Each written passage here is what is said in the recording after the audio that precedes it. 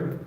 And our genealogy services, we have several new exhibitions that are open for the first time. We have an immigration timeline documenting the immigration of the Irish to the United States.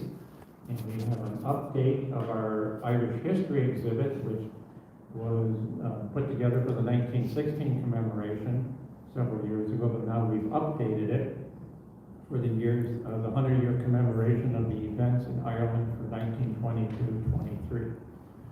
And so the event we're doing tonight is part of our regular lecture series that we try to do twice a year, bringing in different lecturers to talk about different aspects of Irish culture. And so we're glad to have Jim Rogers back this year for a return visit. And this year, our theme is the 100-year commemoration of the 1922 events, which was the treaty, the Treaty of the Anglo-Irish War, and the Civil War in Ireland, and then the eventual formation of the Irish Free State and Northern Ireland government. And so we're going to be taking a look at those events in retrospective over the rest of this year and into next year. So if you haven't seen our exhibit upstairs, be sure you come by and take a look at that sometime when we're open. I'd like to put in a plug here for our book discussion group that meets once a month. And we're lucky to have one of the co-coordinators here. Joyce East is in the back there. And Mary Wilbur. Hi Mary, you're out there in the TV land, I know, watching tonight. And so if you have any information about that, be sure you talk to Joyce tonight and come by and see us with that event.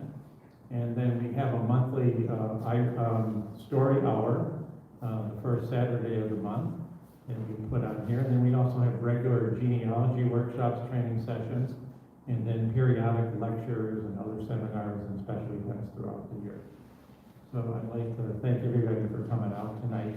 And we're going to get started here. I'd like to introduce Jim Rogers. This is probably maybe the third time he's been back now. Yeah, I think he's becoming one of those folks that likes to come down here during the winter, especially during this time of the year with horrible weather up in St. Paul, Minnesota. And I'm going to ask Jim to please just talk briefly about your career. Sure. As you get started here tonight, because I think you'll describe it much better than I could. But thank you all for joining us tonight, and let's welcome Jim Rogers. Thanks, guys. And this is the third time I believe I've been here, and it feels like home. You know, it's great, and I even recognize a few faces here, so it's wonderful to be here. Who is this guy talking to you? I'm recently retired, 2 years ago retired as the director of the Center for Irish Studies at the University of St. Thomas, and I was editor of this journal, New Hibernia Review, Yiddish Ironic Nua. Before that, I was managing editor of the other major Irish Studies journal in North America, Era Ireland. And I've been active in Irish Studies for a long time, including term as president of the American Conference for Irish Studies. I'm just delighted to hear that the Phoenix Center here is going to host the American Conference for Irish Studies regional meeting this autumn in October. So those are always great fun. I might even be tempted to come out for that. In any case, I've spent virtually all of my adult life in Irish Studies, in academic Irish Studies, and I see two of my friends coming in the door now. So hello, Miriam, and hello, Andrew. So coming in the door now, whom I knew from ACIS in years past, and I'm here. The given note tonight was exploring conflict through Irish literature, and that's a vast, vast topic. I mean, is there such a thing as any literature, unless you're talking about descriptive travel writing or something like that, doesn't have conflict? People don't want to read any literature that doesn't have some measure of conflict in it, regardless of how you define that conflict. It could be conflict between the warring parts of the South, conflict between generations, or it could be conflict such as was experienced in Ireland over the last many years. One of the side effects, one of the hazards of having spent a career in Irish Studies is there is no Irish joke I haven't heard. It's impossible for there to find an Irish joke that I haven't heard. And I am reminded on the theme of Irish conflict about a fellow, he was a hermit living somewhere, I don't know, in the mountains in Norway or something like that. And about 1950-51, after World found him up in the mountains and said, oh my God, you missed the whole war. War? What war? I didn't hear it. No. All of the Western world was at war. Every country was at war. He said, well, no, he said they were two neutrals. There were Switzerland and Ireland. He said, well, that makes sense. The cowardly Swiss and the peace-loving Irish.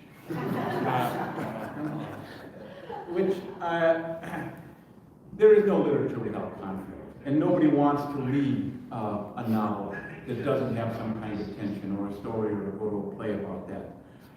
Full disclosure, literature of conflict is not my area. My degree is in literature, but I basically think of myself as an historian. I think of myself as a social historian. I've written a number of books, chiefly about Irish America. My scholarship has been mostly about autobiography, and I'll mention a couple of autobiographies. And so conflict in the literature of war is not an area in which I am expert, and I also have pretty highly developed skills of keeping my head in the sand and not paying attention to these kinds of things. But ignoring the horrors of the world around me. But of course I've read widely in Irish literature and, as I mentioned, edited two of my major publications. And I've actually read even more widely in the secondary literature. And so inevitably I've had a lot of dealings with the literature of conflict.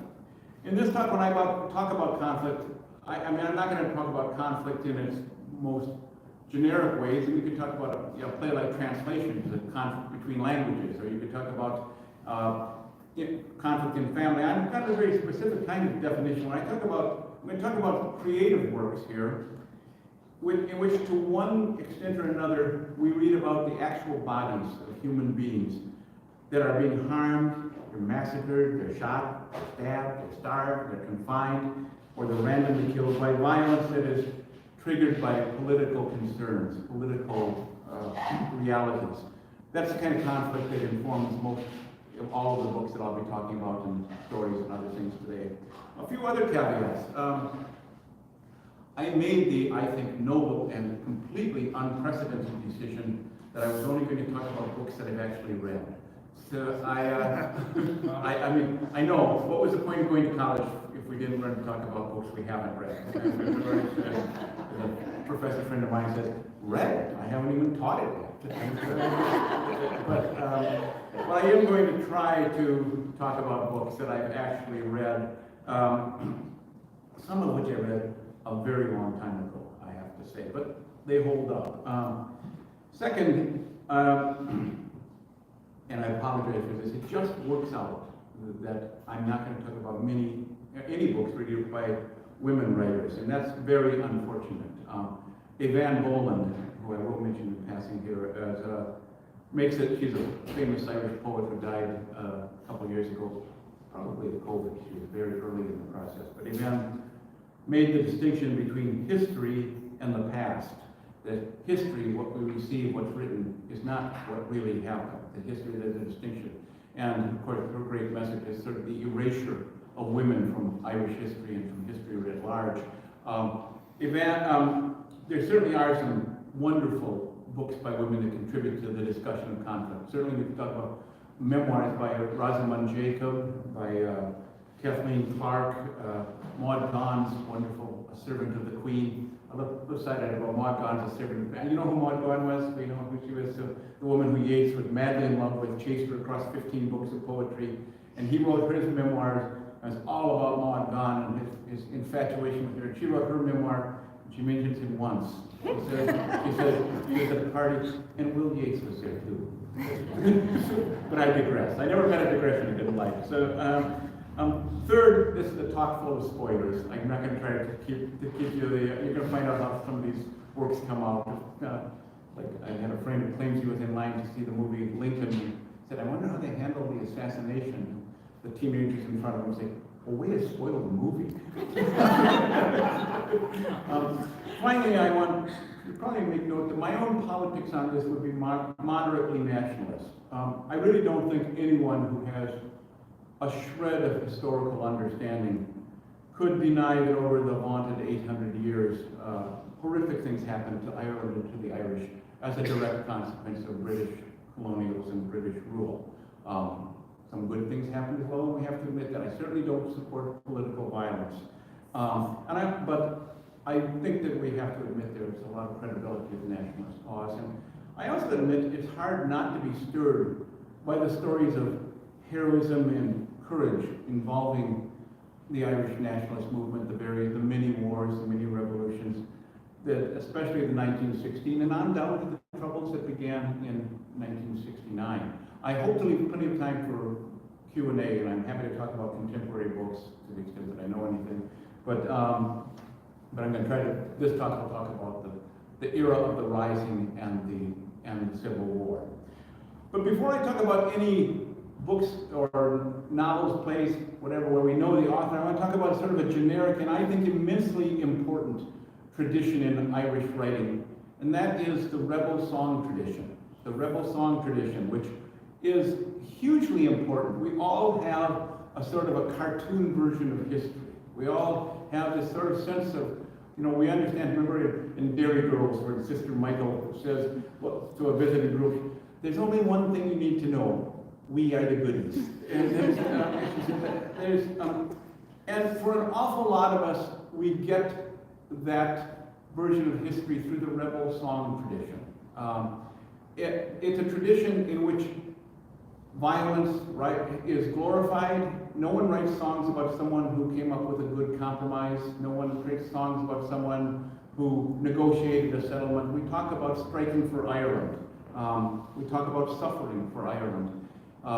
It is, and I don't think we can minimize this. We shouldn't minimize it in other places either. I mean, most of us learn our theology from the hymns we taught or learned in Sunday school. Most of us learn about love from those sappy songs we heard on the radio. So the rebel song tradition is a hugely important force on our understanding of Irish history. But there are times when it kind of becomes like Miss Piggy, who claimed to have learned to speak French by reading the backs of perfume bottles.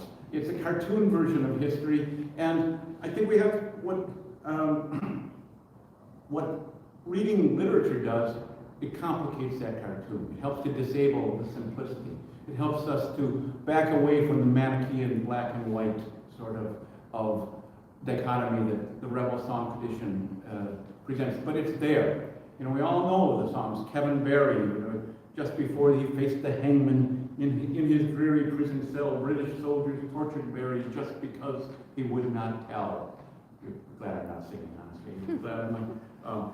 Tom Morris, the Minstrel Boy. Tom Moore is a very interesting figure in Irish literature. Thomas More, the 19th century poet. I always had 3 exemplars of something we don't really have in this country, and that is the national poet. The poet who somehow seems to embody the whole nation and whose work sort of seems to speak for the nation. We had Seamus Heaney really attained that position. And when Heaney died and when Yeats died, those were not just events in the literary life of the nation. Those were events in the civic life of the nation. Thomas More was probably the first national poet. And he wrote his so-called Songs of Sweet Sedition. The minstrel boy to the war is gone, with his wild harp slung behind him. His father's sword he has girded on. In the ranks of death you'll find his father's sword he has girded on, and his wild harp strung behind him. Land of song, cried the warrior bard, though all the world betrays thee, one sword at least thy right shall guard, one harp at least shall praise thee. There's a lot of, call to action in these, but of course, it was sung in the drawing rooms of Britain. Things like Bloodthirsty, O'Donnell O'Boo, from Tissager to Clonmore there flows a stream of Saxon gore, Och breaches Oriolgomore, send the looms to Hades, white is sick and grey is fled now for black Fitzwilliam's head, well send it over dripping red to Liza and her ladies. That's my Ireland. There's a lot of blood, a lot of calls to violence, and honor. There is something we have to admit, and it's one of the uncomfortable things I think about Irish life and culture, there is a tradition of sort of romanticizing, respecting in violence. That violence that can be considered, it has a different role in Irish life. It's one of the uncomfortable realities of sort of glorifying violence in the rebel song tradition, certainly. So too we have to look at the work of Patrick Pearse, the founding spirit of the modern Irish nation, who in 1913 wrote, "Bloodshed is a cleansing and a sanctifying thing." And 2 years later, in 1915, would remarked that it was unfortunate Ireland had gone so long without a war because, quote, the old heart of the earth needs to be warmed by the red wine of the battlefield. He also spoke movingly about the need to avoid unnecessary violence. But that dividedness, that sort of split runs throughout. What I would say is that the glorification of violence is always creeping back like an underground river coming in Irish life and literature, even if it's alongside pacifism and compromise. We certainly saw that thread in the young William Butler Yeats, Ireland's first Nobel laureate, and as I mentioned, a national poet and a towering figure. As you probably know, his play Kathleen the Houlihan was key in the history of Irish cultural nationalism and the birth of the Abbey Theatre. At the end of Kathleen, the old woman, she comes in and she rouses the young men to action, and they say, "Did you see an old woman?" "No, I saw an old woman, but she walked like a queen. She walked with the grandeur of a queen." Roy Foster's Vivid Faces, which is a fascinating history. Roy Foster's a very good historian, controversial, but very Vivid Faces is his history of the rising period that understands it in an interesting take on it. He sees the rising as being unique to a generation. It's a way of looking at history as a generational phenomenon. And he starts by talking about drama, starts by talking about Kathleen the Houlihan, talking about the plays that were done at the Abbey and elsewhere, and how the people in the Irish national movement conceived of themselves as actors. They had a theatrical sense of their own life. They had a theatrical sense of history. And he begins with this. This is not some flaky idea that you read on the internet. This is a really serious historian writing this. There is a theatrical sense among the drama people. To go back to Yeats, many of you will know his lines from 1921, "The Rose Tree." "Oh, words are lightly spoken," said Pierce to Connolly. "Maybe a breath of politic words has withered our rose tree." The rose, of course, being one of the most ancient symbols of Ireland. "Or maybe what a wind that blows across the bitter sea. It needs but to be watered," James Connolly replied, "to make the green come out again and spread on every side and shake the blossoms from the bud," to be the gardener's pride. "But where can we draw water?" said Pierce to Connolly, "when all the wells are parched away. Oh, plain as plain can be, there is nothing but our own red blood can make a right rose tree." This is a call to violence. This is a call to sanctifying what Pierce was saying. And we certainly know the early Yeats' poem, not that early, but the Middle Age Yeats' poem, Easter 1916, which concludes, "Too long a sacrifice can make a stone of the heart. Oh, when may it suffice?" That is heaven's part. Our part, to murmur name upon name, blessing the dead, naming the dead. To murmur name upon name, as a mother names her child when sleep at last has come on limbs that had run wild. What is it but nightfall? No, not night, but death. Was it needless death after all? For England may keep faith for all that is done and said. We know their dream, those who died. We know their dream, enough to know they dreamed and are dead. And what if excessive love bewildered them till they died? And these are the parts we all know. I write it out in verse. MacDonagh and McBride and Connolly and Pierce. Now and in time to be. Wherever green is worn, all changed utterly. A terrible beauty is born. A terrible beauty is born. One of the most quoted lines of poetry anywhere, and very opposite to this talk. Well, I'm going to come back toward the end to Yeats later, but that sense of a terrible beauty arising from a blood sacrifice has run all through Irish nationalism. And again, I think it's important to admit there really was a strain of heroism in the Irish national movement that can be soul-stirring. Back in the early 80s, some of you may be aware of what we call the Revisionist Wars. Very nasty, brutal debates, not brutal, but they're really personal and nasty debates among historians between the revisionists who were saying that way too much attention had been paid to the violent and the military response and not enough to the constitutional and the political and the negotiated settlements. And Brendan Bradshaw, a very good historian in England, said, and I think there's something to it, that the revisionists had taken the grandeur and the tragedy and the nobility out of Irish history. I thought it was a silly debate because what do historians do if they don't revise? That's what they have to do. But still, it was, all I'm saying is these things exist simultaneously, that we can have a glorification or an exaltation of the military and white side, even as we have misgivings about it. In any case, it didn't take Irish writers long to start unsettling any easy jingoism about the nationalist movement. And few,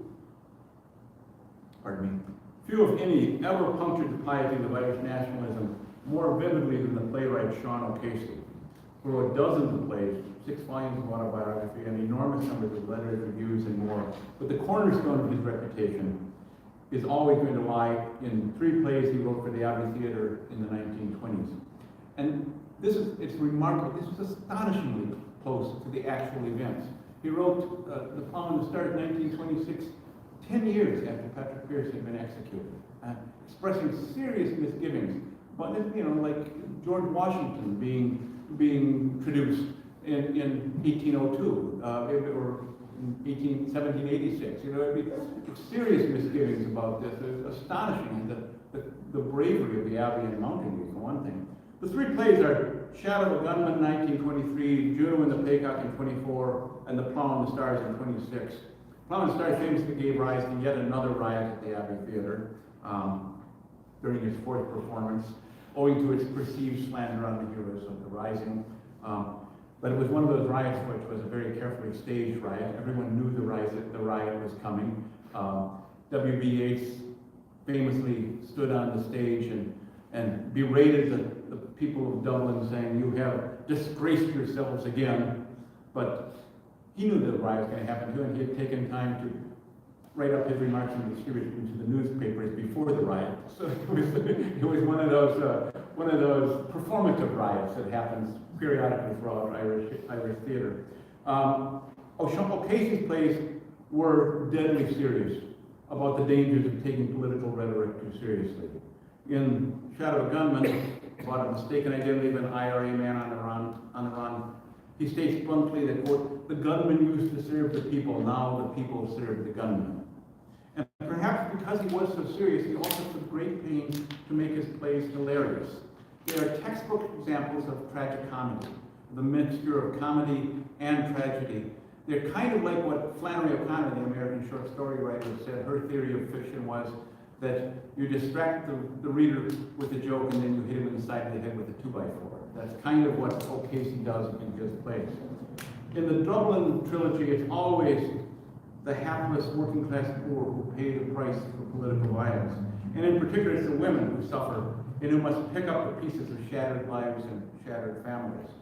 And this, too, is one of the ways in which O'Casey set himself at odds with the orthodoxy of Ireland at the time. In Juno the Paycock, which I think almost everyone would say is his masterpiece, not only does he scandalize Catholic Ireland by having Juno and the Paycock's daughter Mary get pregnant out of wedlock, but he also has the heroic mother refuse to turn her back on her child. The child may not have a father, Juno says, but it will have what's far better, it will have 2 mothers. Very progressive, very remarkable thinking for 1926.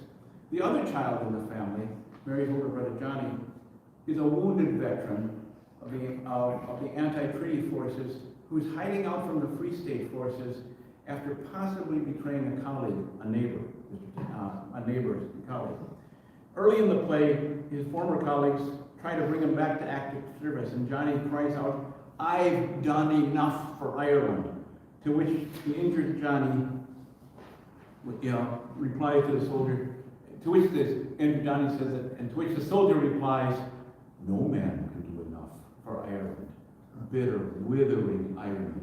And do you know that in my life I've met 2 people who didn't get the irony at all, who thought that O'Casey was standing with them and saying, you can't do enough for Ireland, what's the matter with you, Johnny? I've met 2 people who didn't get it at all. So, ideology puts some pretty serious blinders on all of us.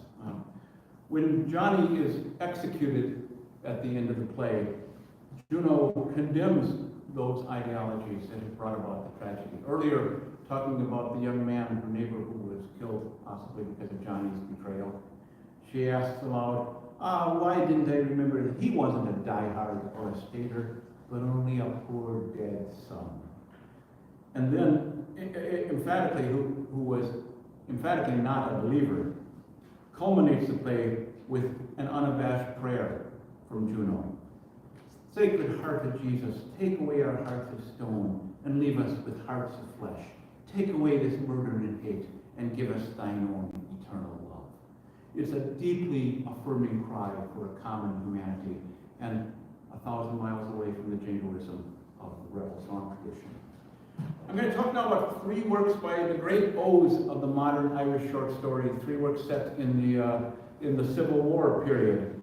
And this, as we all know, the Irish short story has really been where the literary genius of the Irish has flexed its muscles. They're great short story writers, and there's reasons for that. But the tradition took a really decisive turn when 3 of its most accomplished practitioners were embittered veterans of the Civil War. I'm talking about Liam O'Flaherty, Sean O'Whalan, and Frank O'Connor. I'm enough of an historian to realize there's no such thing as speculative history. We can only talk about what actually happened. But it's tempting to wonder what the Irish short story might have looked like if they weren't the ones writing. It might have been a lot more pastoral. It might have been less harsh in its depiction of Irish claustrophobia. Maybe it would have been kept a little idealism about human culture, nature, and society. They mentioned all 3 of these key proponents, O'Phelan, O'Flaherty, and O'Connor, were veterans and to varying extents of dissolution. I'm going to talk first about one to whom I think almost anyone would agree was the least artful, and that would be Liam O'Flaherty. Actually, I'm going to talk about 2 of his works. For my part, I find O'Flaherty kind of hard to read. Who's read The Informer? Have we read any of Liam O'Flaherty? Okay. Okay, well, a few hands up there. I find him kind of hard to read. I think he's very heavy-handed in his metaphors, and he tends to violate the first rule of fiction, which is show, don't tell. He tells. He's very didactic. He's very, he beats you over the head with his point. Born in the Aran Islands, his first language was Irish, and he wrote in Irish as well. He was educated in Dublin, joined the Irish Volunteers in 1914 when he was only 18 years old. His commanding officer was Joseph Plunkett, later executed after the Rising. In 1913, he joined a British Army unit, served and was wounded in France, and he traveled widely, including the United States. He took up the Republican side against the Free State. He was a very committed socialist, even a communist. His bleakness in his stories is absolutely legendary. They are deeply naturalistic, bleak, grim stories. Often he wrote allegorically about doomed animals in an indifferent universe, animals that are being led to slaughter, birds that are nests being disrupted, all kind of deep and I think metaphors for the human condition. Those qualities are on full display on his story from the 1939 collection, The Mountain Tavern and Other Stories. We're talking about the Mountain Tavern, which is set in a wilderness of snow in the west of Ireland. Of course, you can't have snow in the west of Ireland without somehow evoking James Joyce. I mean, all Irish literature begins when snow is all, it doesn't begin here, but it takes a turn when snow is general all over Ireland at the end of the dead. In this story, a group of 3 Republican soldiers are carrying a comrade who'd been shot in the throat through the snowdrifts, trying to get to a tavern where they know they can get food and drink and tend to their fallen comrade. But the tavern, it turns out, where they expected to find comfort and sustenance, is no longer there. And when they arrive at this place where it formerly was, a devastated woman and her ragged children, they learn that it was burned to a ruin that morning in a skirmish between the Republicans and the Free Staters. And the distraught woman curses both sides of the battle. The bitterness is inescapable.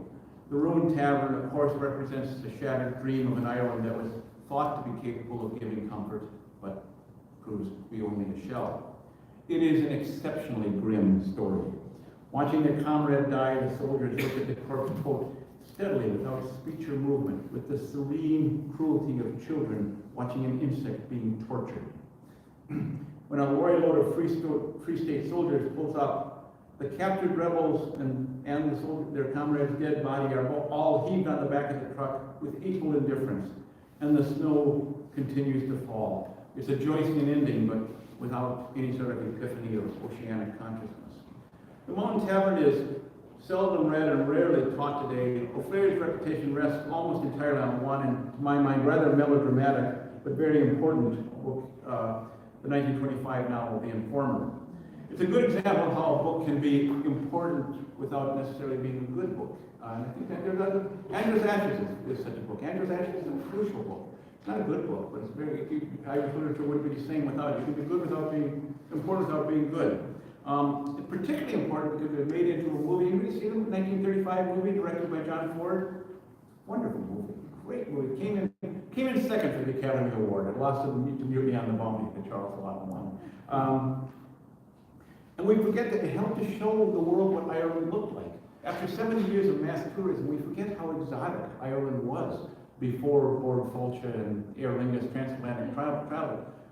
This is what Irish people looked like to American audiences. They were bitter, they were squabbling, unable to get along. This is urban poverty. I mean, John Ford gave the same image of squabbling Irish people in a rural setting in The Quiet Man 17 years later. But I just a sideline, The Informer is also a very important book in my life because it was the second Irish book I ever read. The first one was Benjamin Behan's Forster Boy, about spending time in a prison while arrested making bombs in Liverpool. So you can see how central conflict is. The first two books I read were all. It's the story of a big dumb Irishman named Jippo Nolan, who's an ex-member of a communist cell set in Dublin's worst slum, Monto, populated by desperate women, starving children, ruthless men, right out of Gogol, Dead Souls. O'Phelan is actually very well read in Irish literature, Russian literature rather. In a nutshell, Jippo turns in his former comrade for a 20-pound reward, driven to this by poverty, but he spends it in random acts of kindness, meals for hungry kids, helping out women on the streets, and the story of how he's relentlessly tracked down by the organization unfolds in real time. It very much sounds the doomed, dark note that O'Flaherty specialized in, though it ends in a moment of forgiveness. Jippo collapsing in a cross from and the mother of the betrayed man saying, "I forgive you. You didn't know what you were doing." Again, a Christ image, and you did not know what you were doing. We really don't come away from the story with any sense of redemption. A much, much better short story from the same period is Sean O'Phelan's Midsummer Night Madness. The title story of his second collection and his first real success. I'll tell you the plot and the allegory should be very clear. I might have to condense this, but it's set in the time of troubles, and the narrator, John, is an officer of some sort who needs to lay low, and he's sent to a big house, one of the big grand houses of the Anglo-Irish gentry, in his native part of the country, where he's going to hide out in the home of belonged to a man named Hen, whom in fact John had known as a young man. And he remembers Hen as being a lecherous, predatory libertine, and doesn't say so in so many words, but basically a rapist. Turns out Hen is still alive, more than 80 years old, and effectively a prisoner in his own estate, where he's being held by a young IRA gunman, Stevie, who later threatens him and pulls a gun on him. But when John arrives, the door is answered by an exotic young woman named Gypsy, a tinker, and it soon becomes clear that she's involved with Stevie, the IRA man, and they barely conceal their physical passion. Steve and Gypsy go for a walk. Hen comes downstairs, where glad of any company, invites the narrator to drink whiskey with them, and in the conversation that follows, he proves himself to be an odious lout and seasoned with condescending hatred of the Irish. Steve and Gypsy return from a walk by the river, and their comments are just filled with double entendres. It's clearly they've been out there having sex by the river.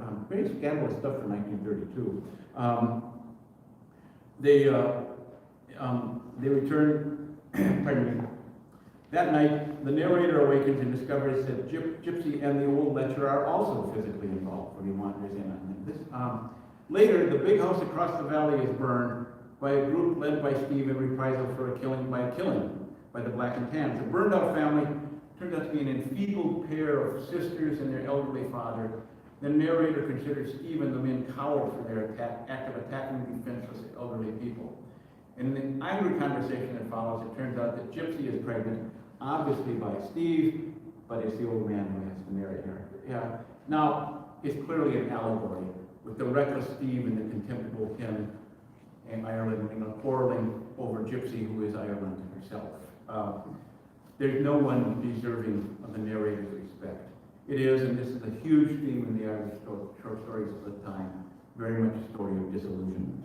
I'll wait on the comment, but there are a couple other good things that I'll mention. Q&A about books about the British point of view in all of this. Certainly Elizabeth Bowen's last September is one we should talk about. But I want to take a little digression to talk about Sean Whalen. My area of specialty is autobiography. I think he wrote one of the very best autobiographical accounts of the Civil War in about 80 pages in his 1964 memoir, Vive Law. This is a big digression. There are several other good memoirs of the Rising and the Civil War. A couple that deserve to be more widely read are The Singing Flame by Ernie O'Malley, very much a believer and intellectual, and he wrote it while he was still a believer. And C.S. Andrews, A Man of No Property, very interesting things about the actual battles and conflicts. But I like O'Whalen's memoir best, in part because it strikes a tone not of earnestness, not of cynicism, but of genuine reflection, and only rarely veers into bemusement. It was written almost 40 years later, and in the intervening years, O'Whalen became a hugely influential presence in Irish intellectual life, probably the nation's senior man of letters. It's just very inspiring. I say it has the ability to inspire. He talks about what it was like to join the Irish Volunteers while still a student at University College Cork. There's kind of a long passage here. Before we were dismissed, our captain spoke to us about what we were and were there for the coming fight, about secrecy and loyalty. And in that moment, life became one with the emotion of Ireland. In that moment, I'm sure every one of us ceased to be single or individual, became part of one another in union, almost like coupling lovers. It was a supreme experience to know that you may not only admire your fellow men, or respect them, or even like them, but you can love them so much that you will never distrust them even for a second. This extraordinary, heart-lifting revelation, this gaiety, this liberation of spirit, was to stay with us through all the exciting years to come. That's a very positive sign of what it was like to commit yourself to something larger than yourself, the cause of Irish freedom. O'Whalen never loses sight of that ennobling feeling, but his experience of the Civil War is nowhere near so exalting. He writes, quote, "In my 6 years as the rank and file of the IRA, I shot at no one and was briefly under fire once. I have no war memories to record except to say, were those the troubles? And if they were, was it a revolution?" And yet he says that, well, if ever a revolution was run on faith, hope, and charity, ours was. It was a heartening experience while it lasted.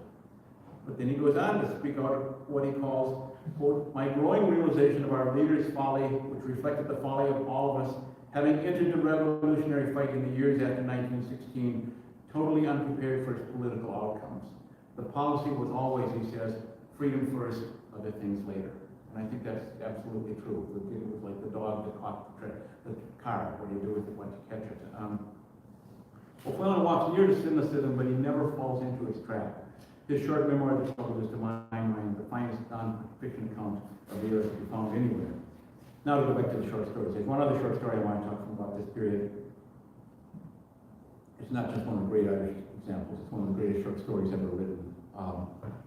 And I'm speaking of Frank O'Connor's Guest of the Nation, a masterpiece of about 5,300 words set in the Anglo-Irish War. You might think you don't know this story, but you do, because it was because Neil Jordan was riffing on this story when he made The Crying Game in 1992. So we begin with riffing on this story when he wrote The Hostage.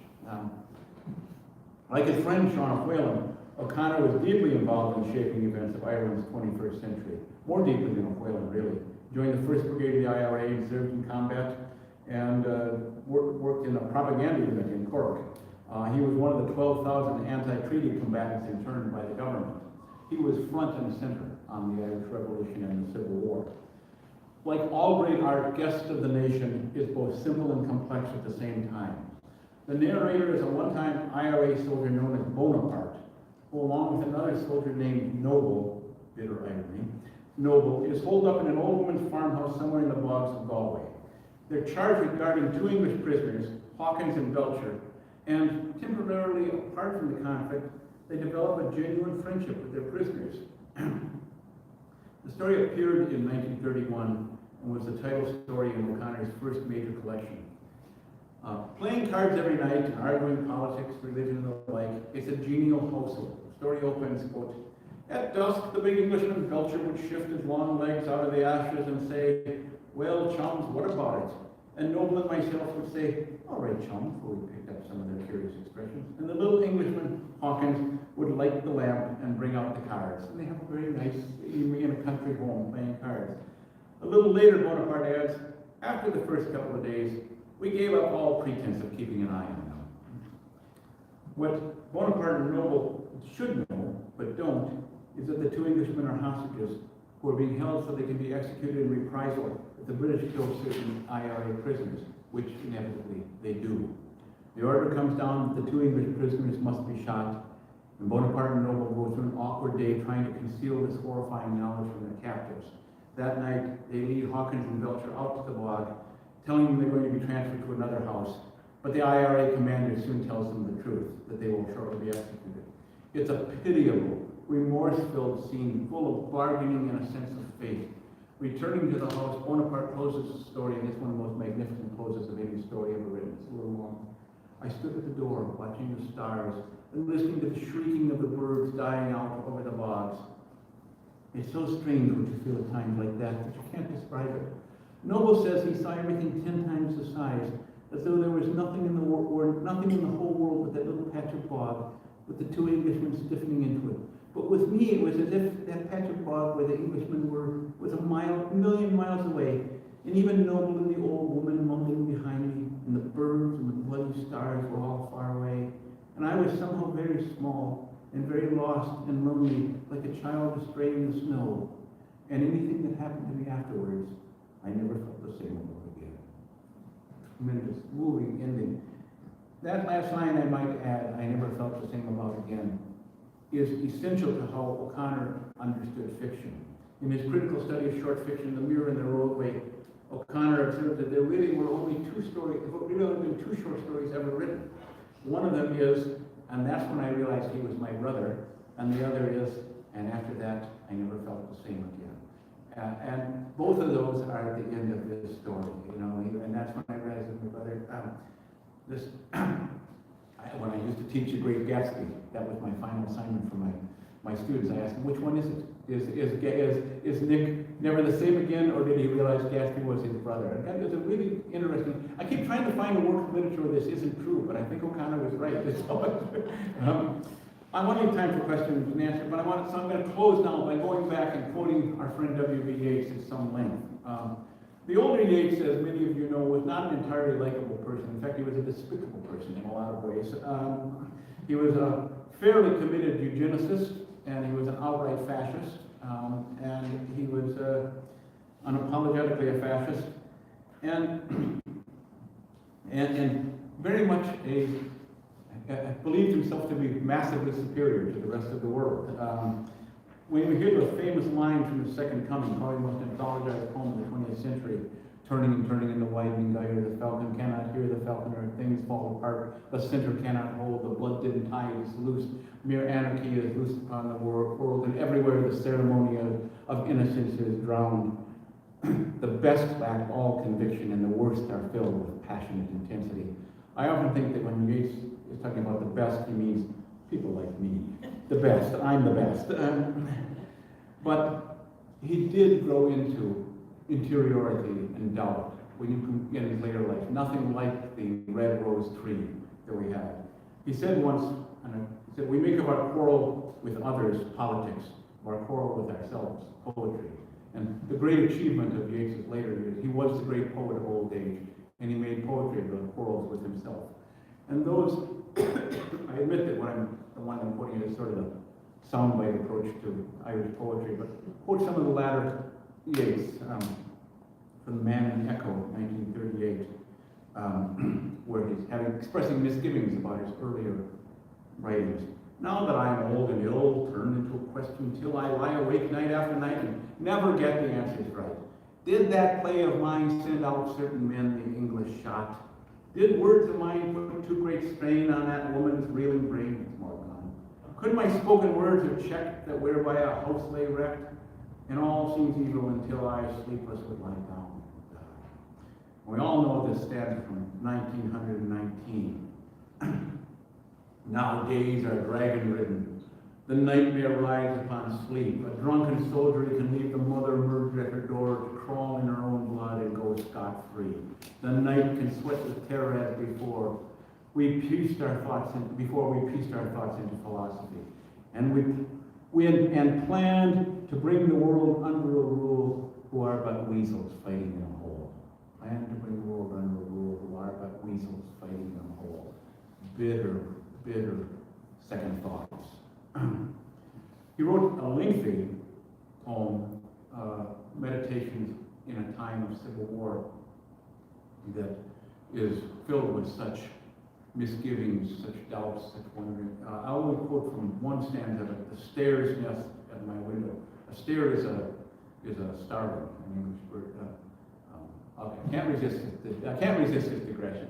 All starlings in the United States are, there are estimated to be 15 billion starlings, are descended from one pair released by an English professor who thought every bird named in Shakespeare should fly in North America. So he released a pair in Central Park. So we English professors have a lot to answer for.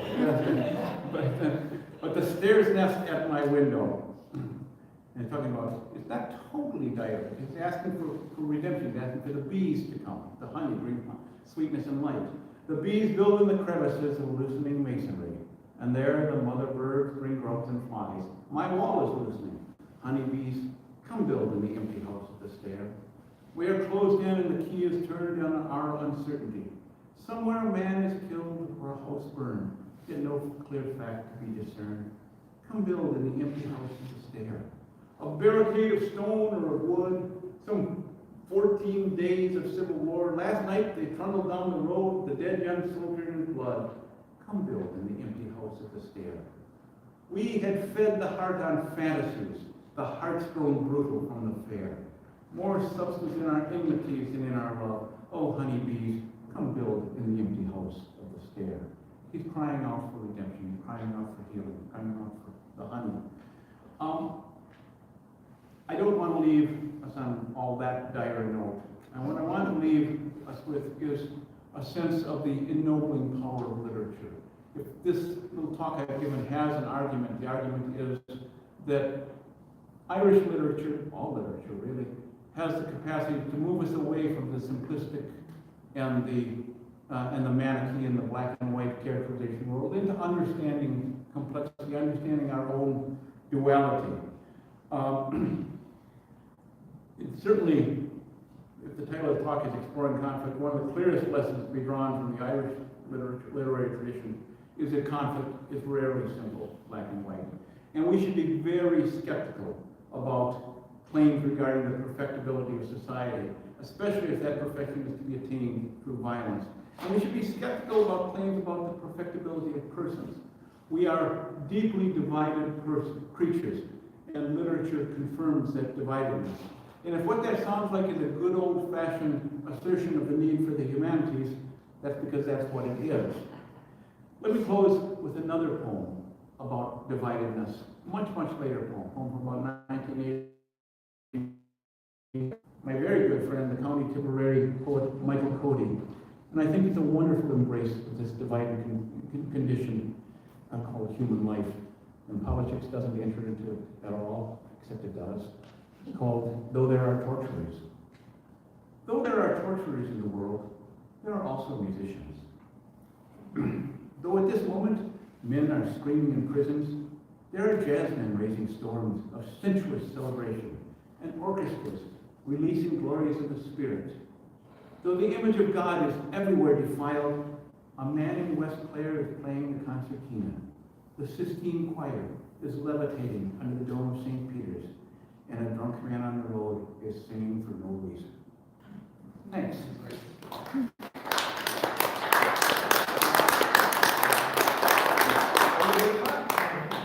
Comments, questions, manifestos, or do we have to get out of here? No, I have to say something here because we're on TV land out there. So we want to encourage everybody at home to go raid your refrigerator.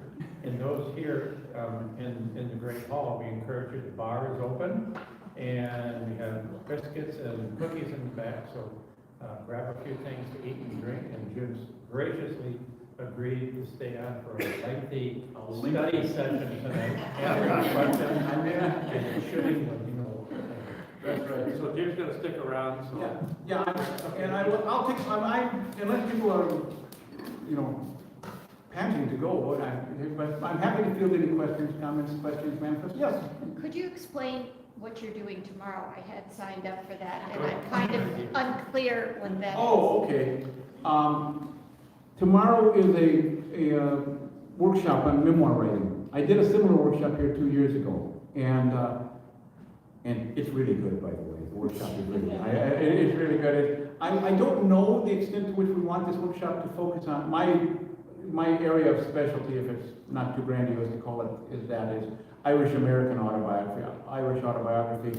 And I don't know to the extent to which we want to confine ourselves to the Irish element, but the given note on this one, Chaz works me awful hard. He gives me these titles that I have to come up with talks for. But this one is about writing in interesting times, living in interesting times. And I think, and we do live in interesting times. That's an old Chinese malediction. May you live in interesting times.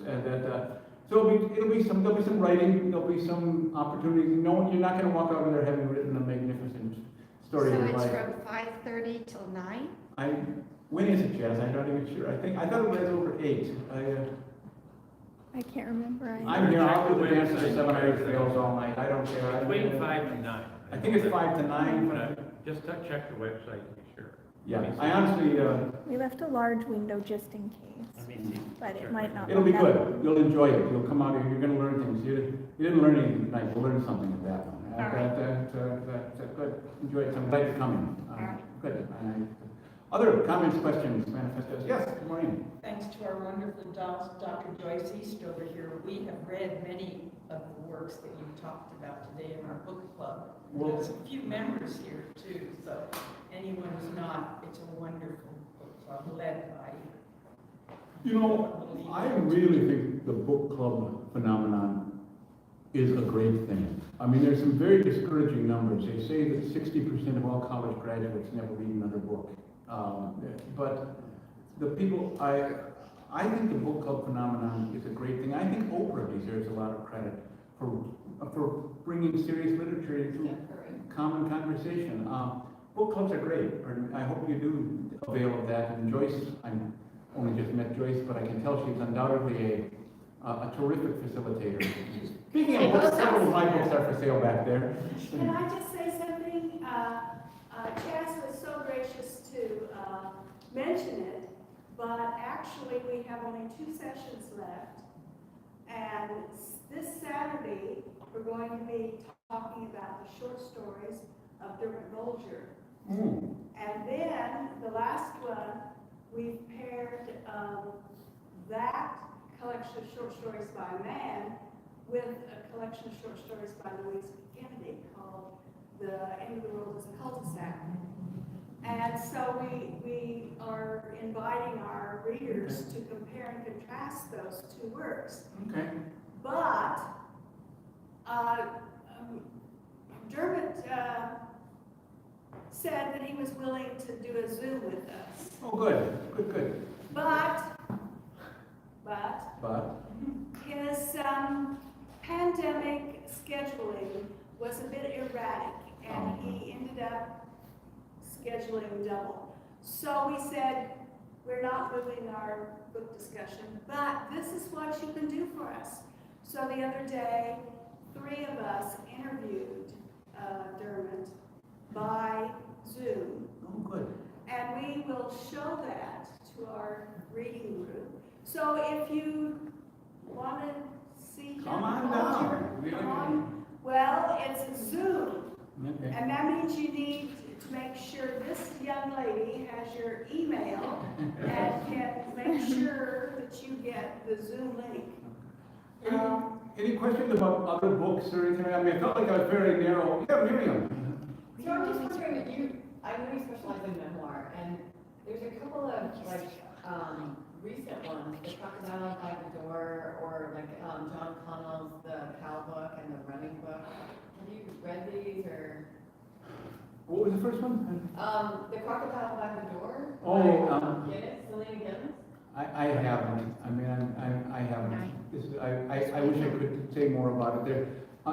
These are recent memoirs of the troubles in the north, right? No, these are actually, farming in the Republic. Oh, really? Yeah. By the way, not Marion's writing a book. Stop. But John Connell, the cowboy,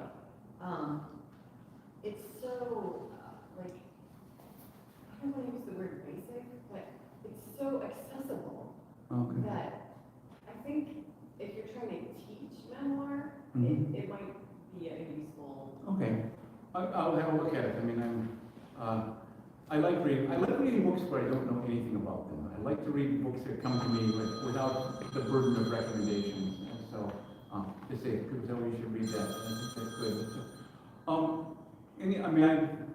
I'm mindful of some of the blind spots in my talk. But, yeah. Just go back on a historical track, and it may show my ignorance of history.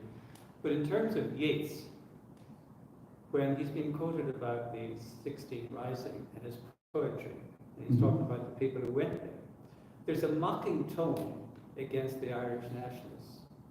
And in fact, he repeats that later. Did his words put these people out to die?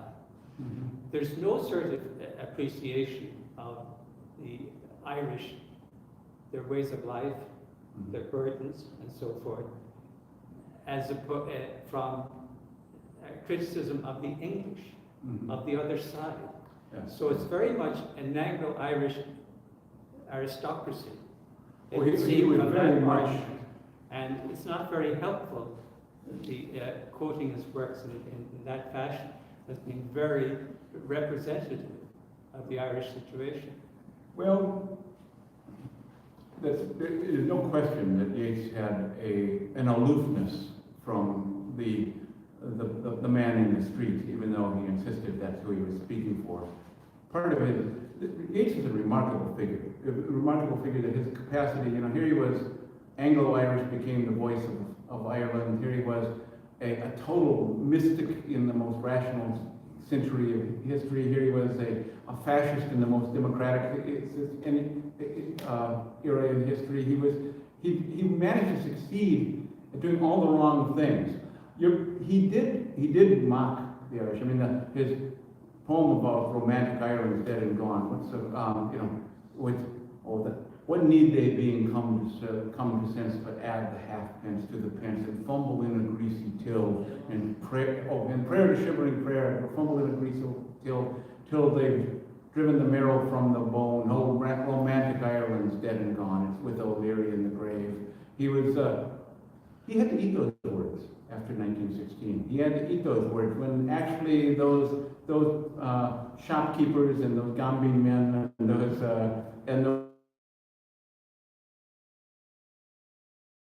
later life, in his later and out and out fascist, really. He believed in the aristocracy. He believed that he, as a member of the aristocracy, had superior rights, and he was not a pleasant person. He was one hell of a boy. So I don't want to take up your time, but so other comments, or are you keeping me? Well, the bar is still open. Thanks, everybody. I love being here, and I hope I didn't. When I give a talk, I take a version of the Hippocratic Oath. I try first do no harm. So I hope I didn't do any harm with this talk. So thanks, everyone.